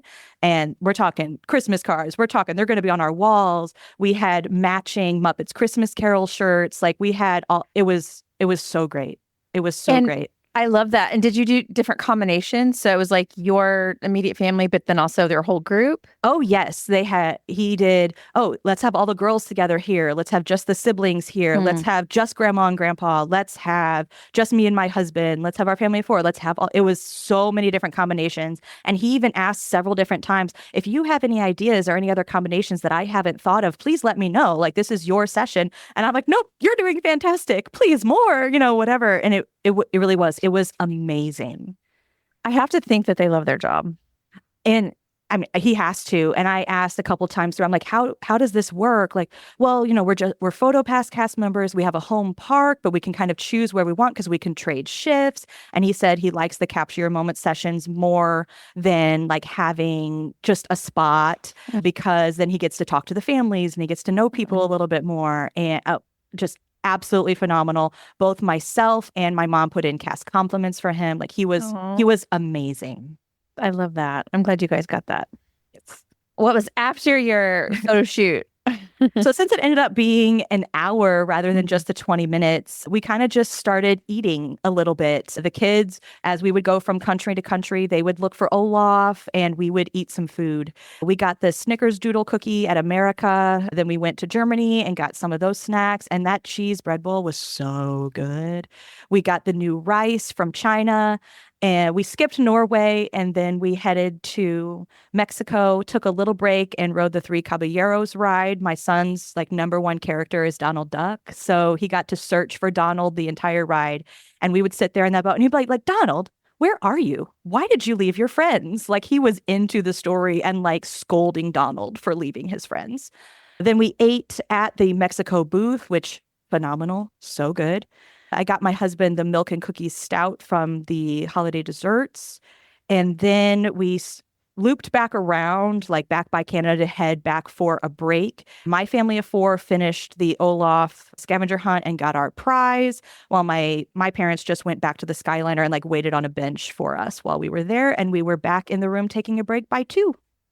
As planned. As planned. This part worked out pretty well. Yes. And I'm not saying you have to stick to your plan. I'm just actually amazed how close you've been on so many of these days. Honestly, I am too. I kept waiting for something to go horribly wrong and we couldn't even go to this park, or something else happened and it kind of didn't. And like, I'm a teacher, so I have like a backup plan A, a backup plan B, and I didn't have to use them all of the time, which was really, it was fun. So on this day, you were taking a break at your resort because you had plans to go to Animal Kingdom in the evening so you could see Pandora at night. Yes. And that is what we did. We arrived in time, so there was still some daylight, and we saw the Merry Menagerie right when we walked in. And how cute is the Merry Menagerie? I had seen videos and photos, but it is nothing like seeing them in person. Like, I thought, okay, this is going to be kind of weird. Like, I'm talking to the puppet, and yet I know it's a puppet. But no, it was totally fine. It was wonderful.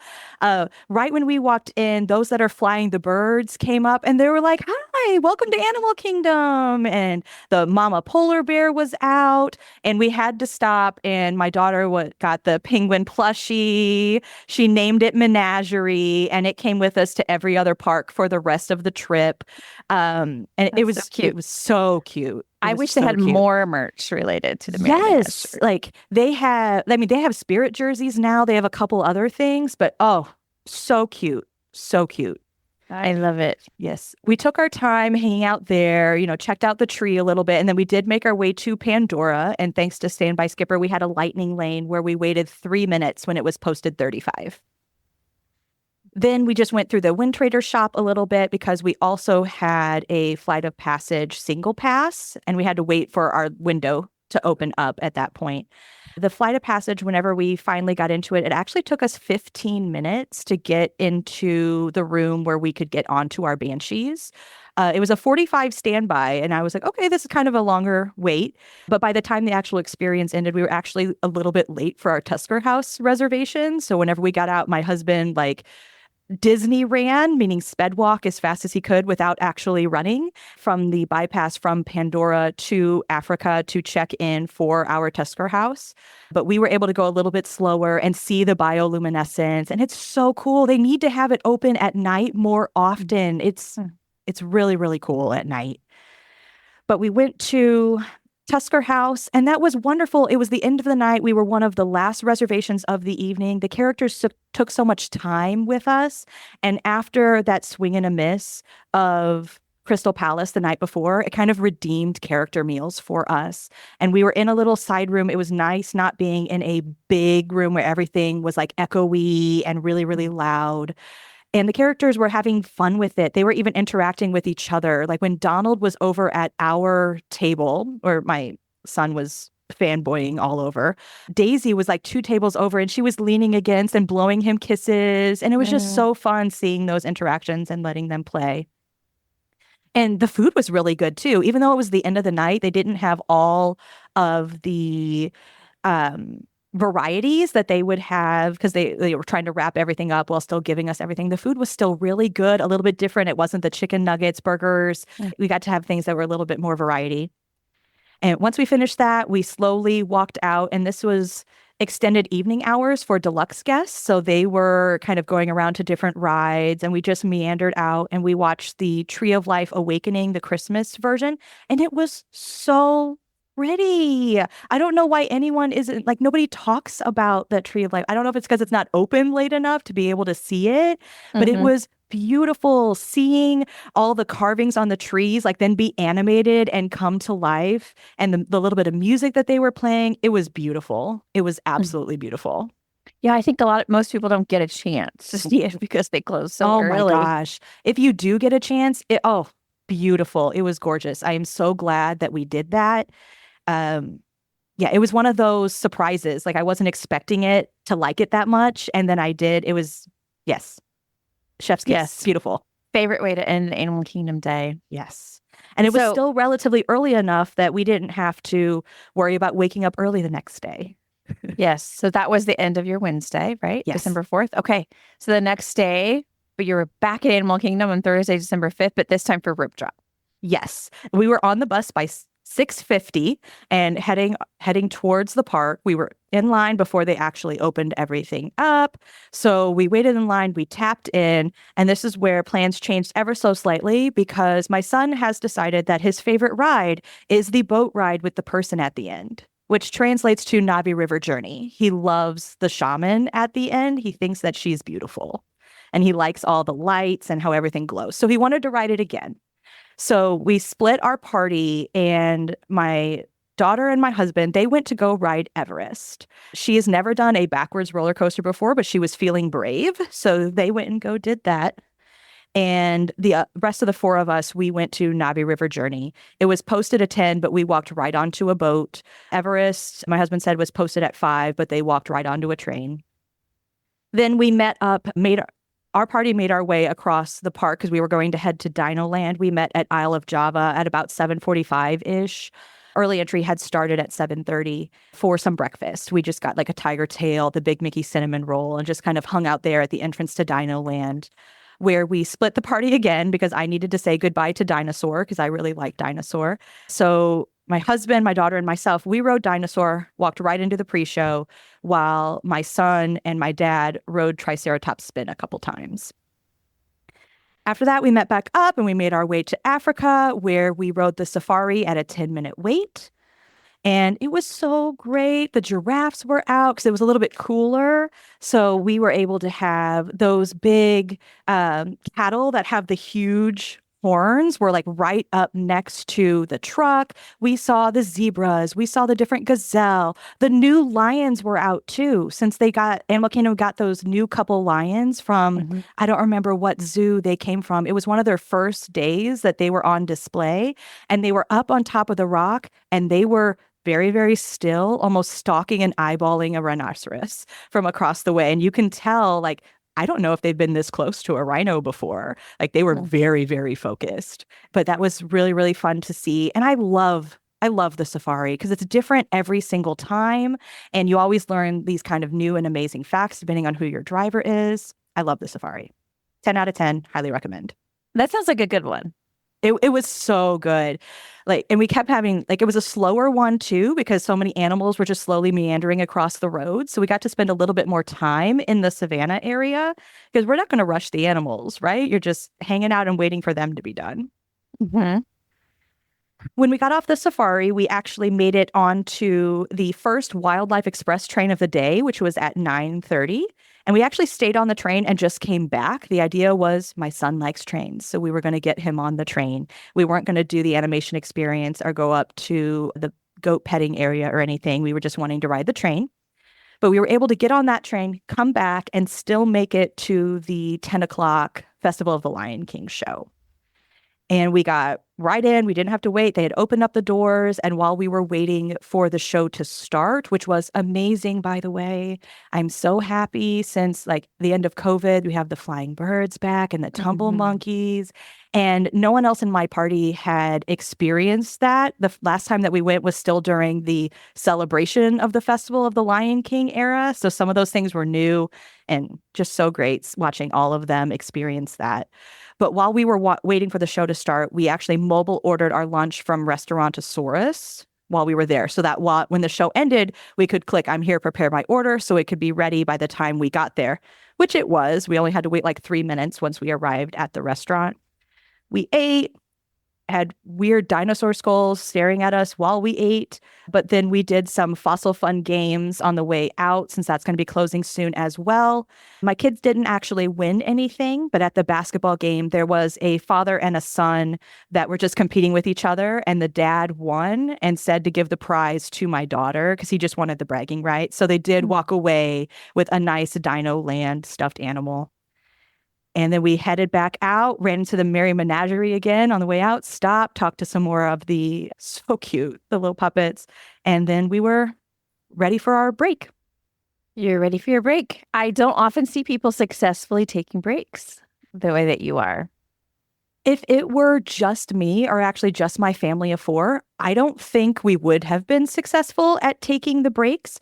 But with my parents as well, like we talked before about my mom not necessarily being able to walk as easily or as much, that kind of forced it to be planned. And I'm glad that it was, because we were able to take some naps and take some rests and did not end up with 30,000 steps a day. Yeah, that's hard. Okay. And also, like, you got that stuffed animal in the game section of Dino Land, and I was about to say, what did you do with it? But you were on your way out of the park, so that made it easier. Yeah, we were on the way out, and even if we were going to stay there a little bit, we had that stroller. We just would have stuck it in the stroller. That's true. That is helpful. When kids outgrow the strollers, I think parents are often, like, what do I do with all my stuff now? Yeah, for a Disney trip, I don't know what I will do when they're too big. They're going to have to haul their own backpacks. That's going to have to be the only option. Yeah, it's a lot. Okay, so you had a break, but your plan was to go to Hollywood Studios in the evening for all the holiday vibes. Yes, as much as we possibly could. So we left for the Skyliner about 3:15, and when we got into the park, we just kind of meandered around, and it was pretty busy there in the evening, much more so than whenever we did it a couple days before. And like we were going to try to do Muppet Vision 3D, but by the time we got there, the line was actually out the door. Like you couldn't even get into that pre-show area. And I was like, we're not going to make this show. Like that's like a 2-show cycle. Like we're not going to be able to get into that. So we just kind of meandered and looked around and made it back up to our dinner reservation, which was going to be at Hollywood and Vine. And I ran into a little bit of a snafu. It wasn't really that big of a deal, but I was trying to check into the reservation on my phone, and it kept saying that I was too far away to check in. Here's the thing. I was standing right outside the door. I was next to the podium, and they're like, you're too far away. So I asked the cast member, I was like, I'm too far away, and yet I'm inside the restaurant at this point. She goes, it happens all the time. It's more annoying than you would imagine. And so I just checked in with them. They got us all taken care of. And we didn't have to wait too long for our table. In fact, with the exception of our sci-fi meal, I think we were in the restaurant and seated before our actual reservation time every single time. We did not have to wait at all. But we got in, we got seated, we were in a nice little corner area, and we saw all 4 characters within 20 minutes. And then we were able to get our food and relax a little bit. And then the characters looped around again. So we saw everyone twice during this meal. And we were only there about an hour. We were not in that restaurant for very long. How busy was it? It got more busy the later that we were there. Like our reservation was relatively early, like 4:30, 4:35. But by the time we left about 5:30, it had gotten a lot busier, and the waiting area outside the restaurant was completely full. Like there was no place. I'm actually a little bit glad to hear that, because every time I go to Hollywood and Vine, it's almost empty, and it makes me sad because I'm like, maybe it won't be around if it's not popular enough. That was definitely not our experience. It was pretty busy. Good. And you saw the characters twice. And, we did. And the food? The food was pretty decent. They had a salmon there that was like a maple mustard glazed salmon. It was good. I went back for more. They had like a good macaroni and cheese. They had some good bread. It was good food. It was much better than I was expecting for the reputation that the restaurant has. But it was decent. I would go back there in a heartbeat. I think all the restaurant reputations need to be reset, because I feel like they're different now than they used to be in the before times. And Hollywood and Vine is top of the list for me. It used to be the worst. It was so good. I was very, very impressed. And when Christmas, I think it's really cute. It was so cute. They had it decorated with all those wonderful, like the silver and the red, the different tinsel, and Santa Goofy is so cute. Yeah, and in general, that whole area, I love the little medallions that they have on the light posts with like the vintage reindeer and the little vintage Santa. Those are my favorites. Those were really, really cute. If you're trying to do all the holiday vibes, that's a good one. But at this meal, they also gave you the vouchers for Fantasmic. Yes, seating. because we had the Fantasmic dining package, and that, thank goodness. And that was 7:30 showing of Fantasmic. Yes, it was the first show. It was for the 7:30 show. So you had like a couple hours to kill. About an hour before I wanted to get there. So we actually split up again because my dad is a huge Muppets fan and he needs to say goodbye to Muppets 3D. But my son doesn't like 3D. So he and I went to go see Vacation Fun, while everybody else went to go see the Muppets. And like, the Muppets is wonderful. I love it. But Vacation Fun is actually cute too, and I think pretty underrated. But and this happened a couple different times. Some of the guest behavior was very interesting during this trip. Waiting for Vacation Fun to open was the third time during this trip where I saw somebody changing their baby's diaper just out in the open, like in their stroller. And I'm like, why? The bathroom's 20 feet that direction. And it was wild. Like another one had been at the Contemporary next to the gingerbread display, like in that little alcove where you'd be able to go out onto the balcony. And I'm just like, why? Yeah. It was wild. And even my son had pointed out, like, oh, that baby's getting changed. He was the one that saw it first. And I was like, oh, yeah, yes, it is. Okay. But anyway, Vacation Fun was cute. Muppets was great. My son and I got a popcorn refill and a Wookiee cookie while we were waiting for Muppets to get out. And then we met back up with the rest of our party. And I actually really like Star Tours. It's one of my favorite rides. I know it makes a lot of people sick, but I really like it. I think it's really enjoyable. So my husband, daughter, and I, who are the thrill seekers of the group, as has been the pattern, went and rode Star Tours real quick. It was a 5-minute wait, and it was like a true 5 minutes. So we went in, did Star Tours, then met back up with our party. We got to see the Sunset Season's greetings on the Tower of Terror while we were waiting to walk into Fantasmic. And then it was time for Fantasmic, and I love that show. It's, again, one of my top 5 favorite things. I really like the live entertainment, evidently. That's my pattern that I'm noticing. And my parents had never seen it before, and they thought that it was wonderful, and they were clapping and cheering, and just so great. Sorcerer Mickey can always. How'd you feel about your seats? Oh, it was great. We got there a little, like 25 minutes before the show started, and we almost had our pick of where we wanted to be in that reserve section. So we were almost able to get almost dead center, about halfway up on the bleachers. So it was really, really great seats. Nothing was obstructed, and everything was fantastic. Highly recommend Fantasmic Dining Package. Fantasmic was fantastic. It was. It was.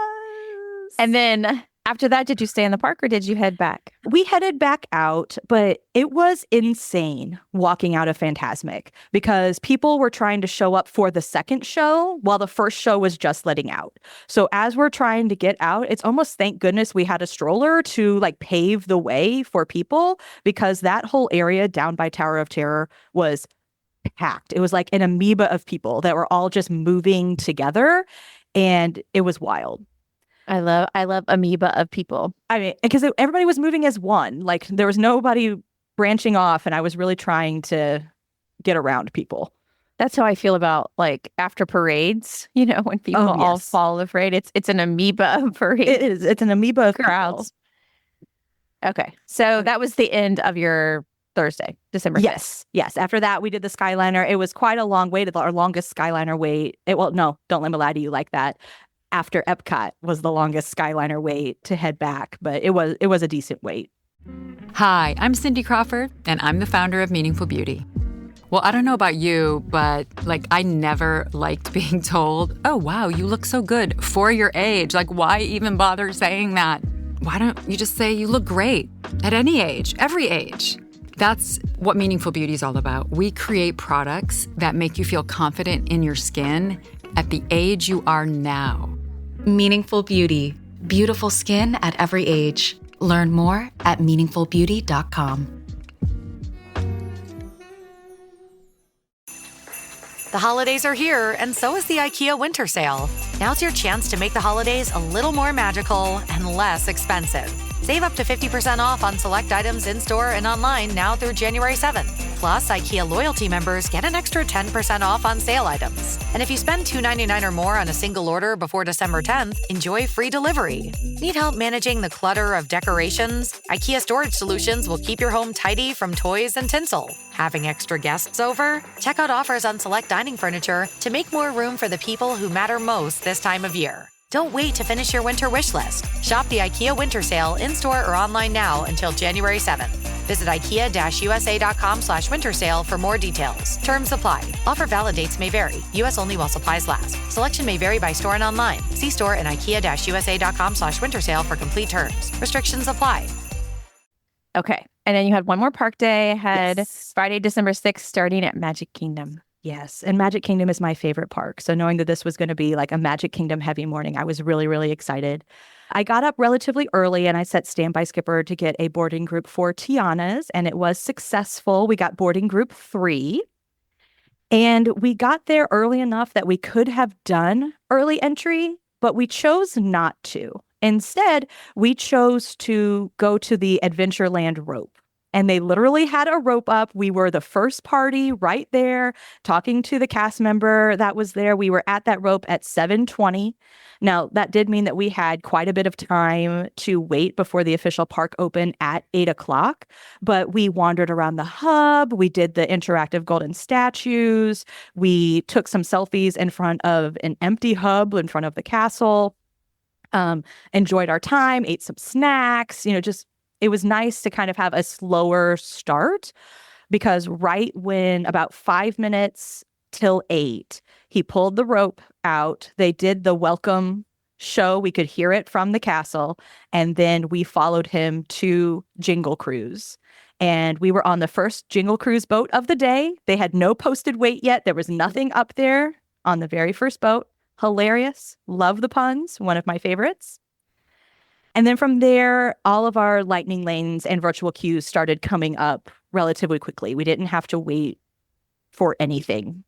We walked to Haunted Mansion, which was a 13-minute posted. We walked right into the pre-show room, the one right before the stretching room. They had those closed, and then we went into the stretching room. Then we had our Tiana's virtual queue, and we walked right onto a boat. And this one, all 6 of us rode, despite no one really being a huge thrill seeker besides my husband, my daughter, and myself. Everyone rode, even the 5-year-old. Now, the 5-year-old pointed at me and was giving me a lecture about how the big drop was too fast at the end, but he really liked it. He liked all the lights and the Ray and the Firefly section. He liked that. Then we did a little bit of shopping at the Critter Co-op. My daughter, again, is really into animals, and she saw the critters on the ride, and she goes, "Oh, I want another critter." So they ended up getting those light-up Ray bugs that can talk to each other. So they each have one of those, and they're using them currently as night lights, and they'll come out and have them light up at each other. Then we split our party a little bit, and the 3 of us, my husband, daughter, and myself, we went to Big Thunder Mountain, which was posted a 5, but that was a lie. It was actually a 17. And while we were in line, it changed to 20 minutes, but that's still pretty decent for Big Thunder Mountain. And I didn't have to use a lightning lane on it. We just did that standby. And my parents and my son ate popcorn during this time. My son wanted me to tell you that he loves the Disney popcorn. So that's his number 1, that and Donald Duck. Then we had a Pirates lightning lane, which was posted 10, and we walked right onto a boat. When we had tapped into either Haunted Mansion or Pirates, I don't remember which one, I had gotten a Magic Carpets lightning lane because it was going to be right there after Pirates, and then we could kind of finish up Adventureland.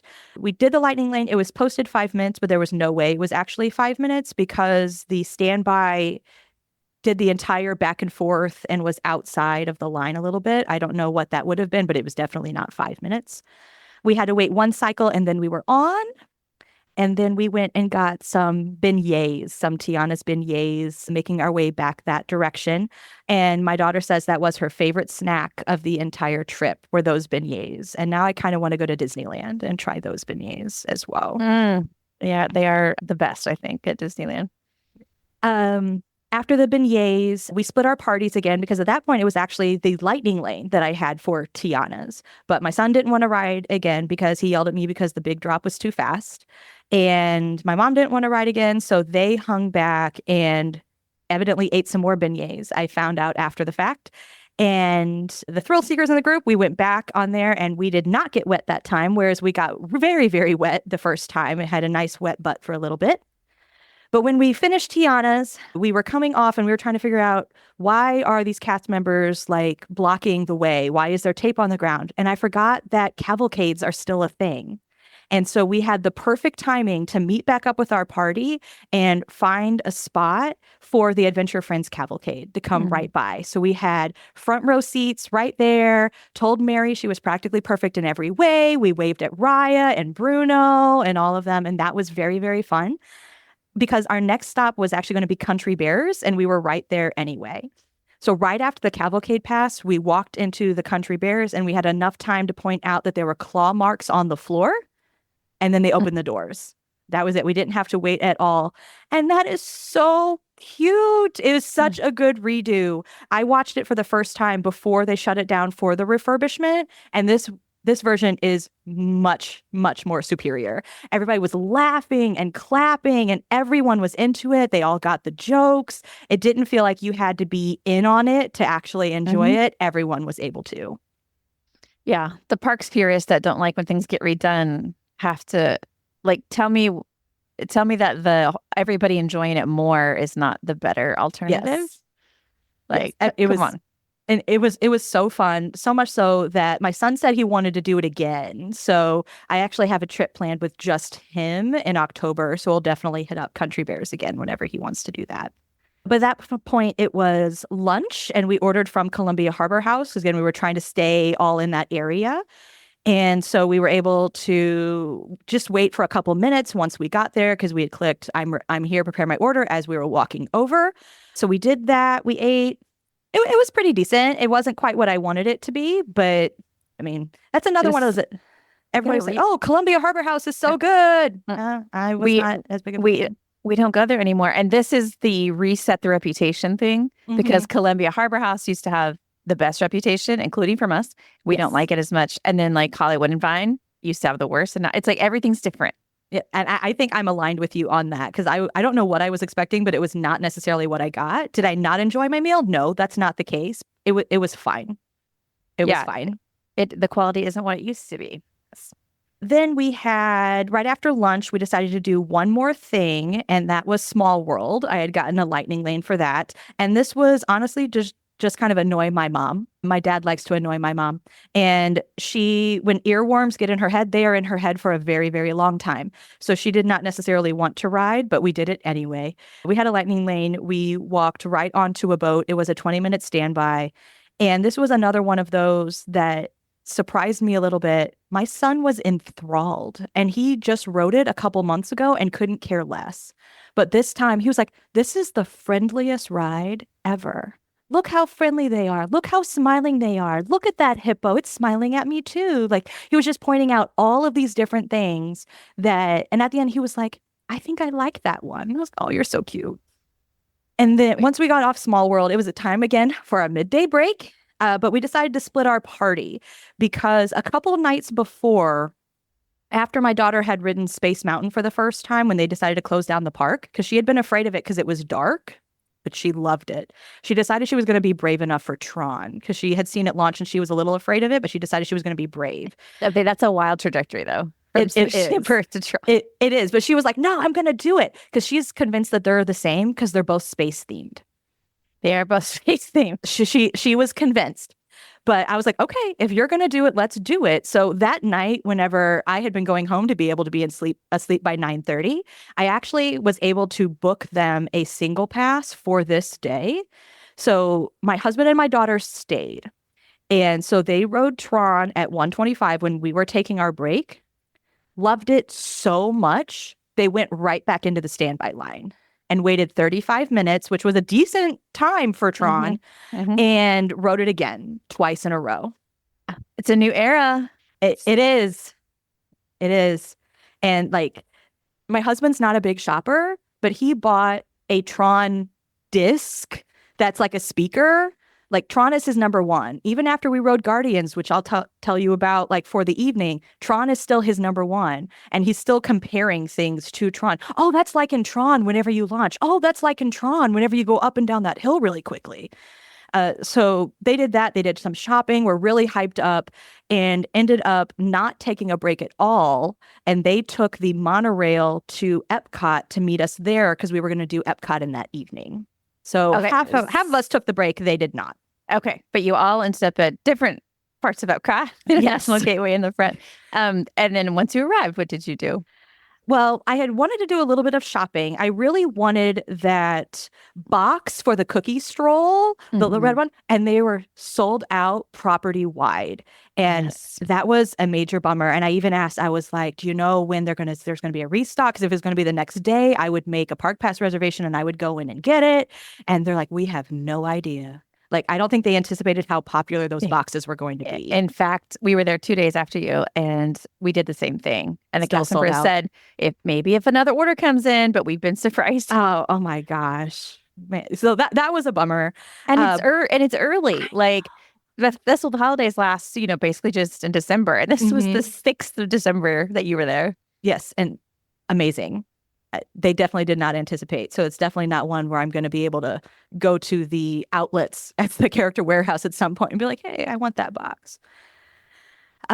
So that was a swing and a miss. And I also wanted to try the black and white cookie from the L'Chaim booth. But here's the thing. It's a Friday night at Epcot in the World Showcase.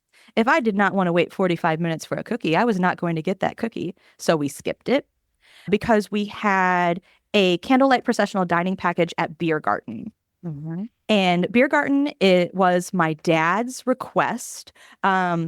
He took German in high school. I also took German in high school. And for my graduation present, when I graduated, we went on one of those school tours that took us through Austria, Germany, and Switzerland. So we have like this really emotional connection to Germany and German food and all of that. So we went, and it was decorated so nicely in there. And the live performers, they were playing Christmas music in addition to the others. Like the vibes were so great. And honestly, I haven't had German food in so long, and that it hit the spot. It was wonderful. My kids did not eat a lot. They're waiting applesauce and pretzel bread, but you know what? This was for me and Opa, and that was pretty nice. I think that's an underrated Christmas thing to do. I think it's charming. I had forgotten that they had music and decorations inside of there. So that was a pleasant surprise whenever we went in. And you got your vouchers for the 8:15 candlelight processional. Yes. And that's going to be a thing here in a second. So actually, should I jump ahead or should I go chronologically? Whichever makes sense. We did not make the 8:15 candlelight processional because we had run into some issues at the front of the park. So, because we had gone to the front of the park, we did the Living with the Land lightning lane to see the glimmering greenhouses. It was a 55-minute standby, and we waited for one boat. We walked right on. We got the peanut butter cookie there, which actually finished up our cookie stroll. So we were able to get that prize later, but then we were going to split parties because we had the Guardians of the Galaxy Cosmic Rewind single pass. Only one side was working of Guardians at that time, and we did not know that. It took us 45 minutes in the lightning lane to board, nevertheless get through the experience. So by the time we got off, it was 8:25. So we missed our seating for the candlelight processional. And in my haste, whenever we had been at Beer Garden, I had put all of the seating vouchers in my backpack. So even though my parents and my son did not ride Guardians, they couldn't even get in because I had their seating tickets. And the standby part was pretty much completely full.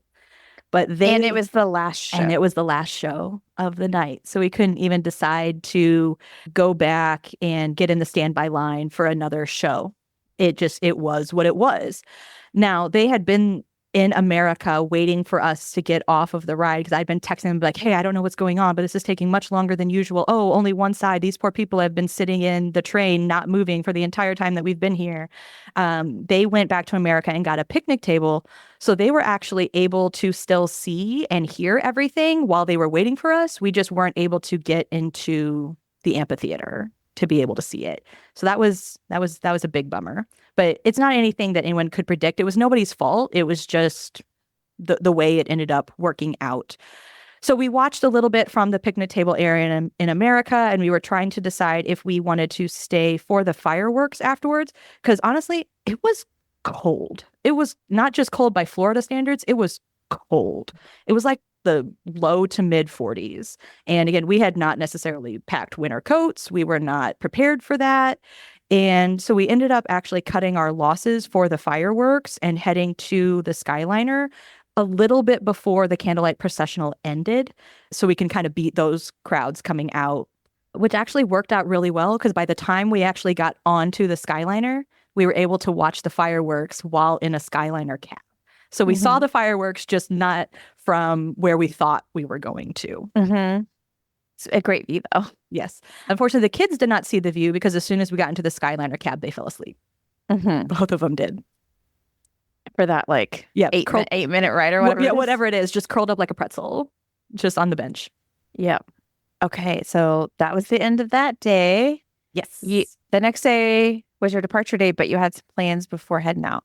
Yes, we did. We had an 8 a.m. Bell Services luggage pickup. They came to our room, they strapped everything in, and even with 2 rooms worth of luggage, he was able to get it on one dolly to go down the stairs because there are no elevators at Caribbean Beach. And I was very impressed by the way that he was able to do that. And we scheduled a minivan pickup for 8:27. And this is my first time ever doing any type of rideshare, nevertheless, a minivan. And it was lovely. The only thing that was a little weird is that they do not pick up at the actual rideshare location. So we had gone to the rideshare sign that was there in Trinidad, but they picked up in a different area. So we just had to walk a whopping 20 feet to where he was. But he was wonderful, very knowledgeable about like where we were going and what was going on. He talked about how he got his job and how all these other things were going on. It was a nice, fun, informative ride to the Grand Floridian. Perfect size for your group. Yes, it was perfect. He had I don't know how they knew that, but he already had a car seat ready to go for my son. My daughter didn't need it. All I had to do was strap him in. Like, he was ready. He knew how many. He knew all of that. It was fantastic. And you got to the Grand Floridian. Yes, because we had breakfast at 1900 Park Fair. Mm-hmm. And this is one where, unlike how I described the Grand Floridian before with the gingerbread house, this was lovely. There were not very many people around. We got there a little bit early, so we were able, the gingerbread house was not open yet, but we were able to actually look at it and find some hidden Mickeys and look at the little character trees and do all that as we were waiting to check in. Then we checked into our breakfast. We got in early, again, before our actual reservation time.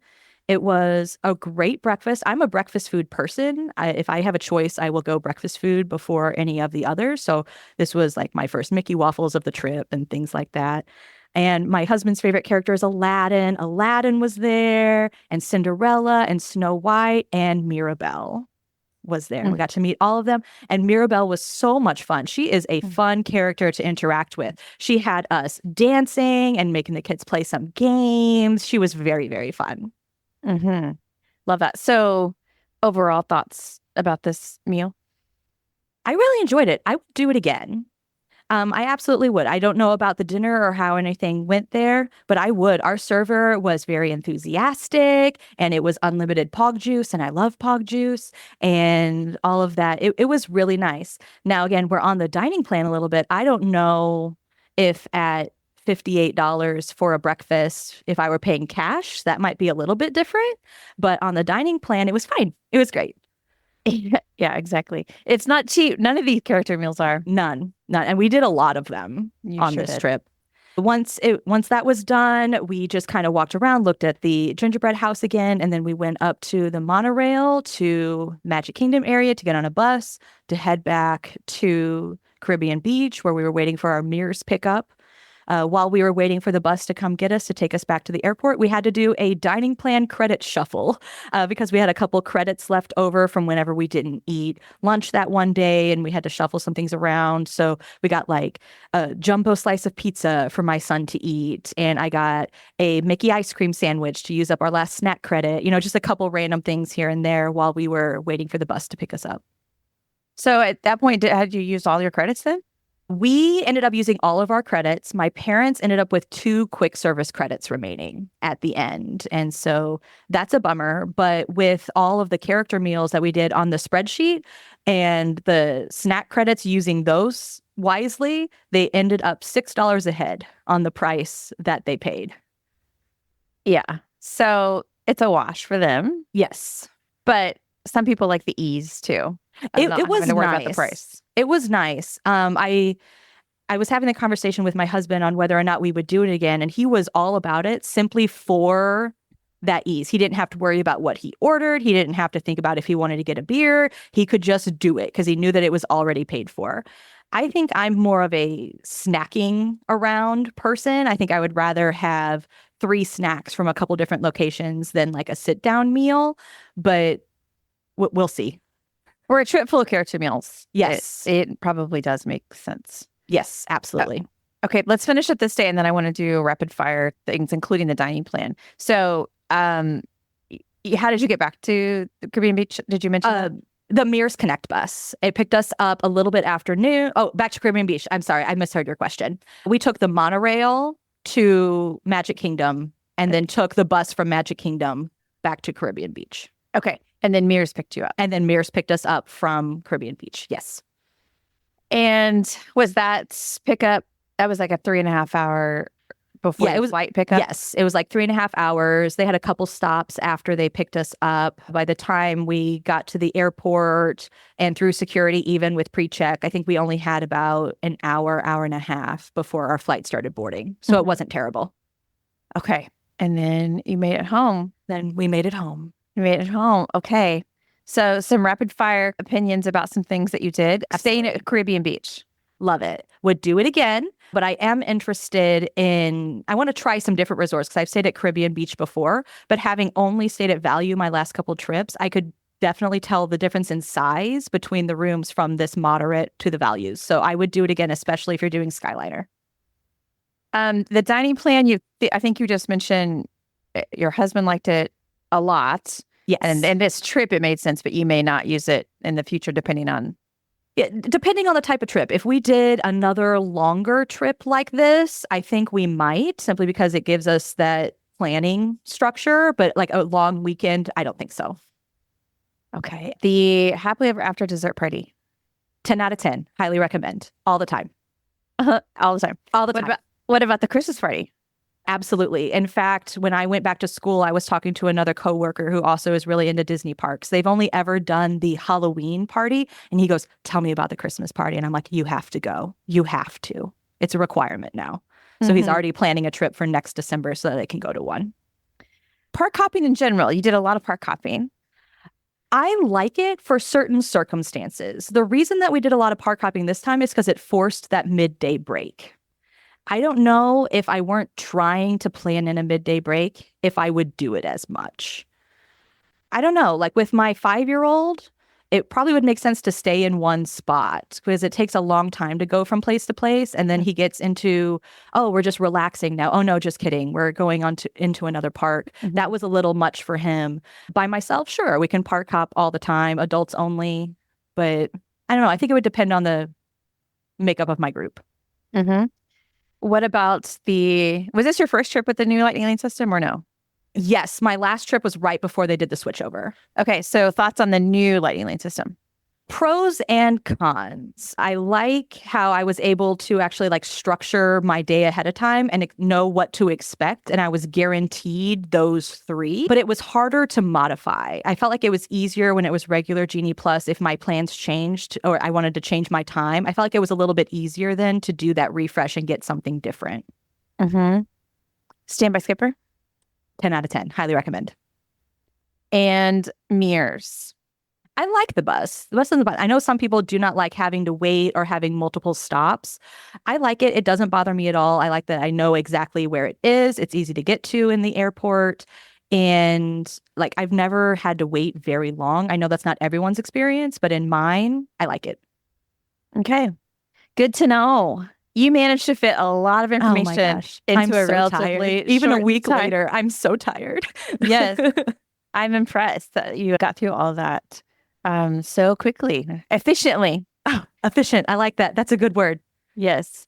Well, thank you for keeping such good notes and for sharing. And I'm glad that overall it seemed like it went really well. Thank you so much. This was a lot of fun. I really enjoyed actually keeping track of all of the notes. It added an extra layer for me as the planner to be able to see like the results of that afterwards. So thank you so much. I hope you enjoyed my conversations with Kara. Somehow she managed to fit a whole lot in to a relatively short time, at least short for a post-trip report.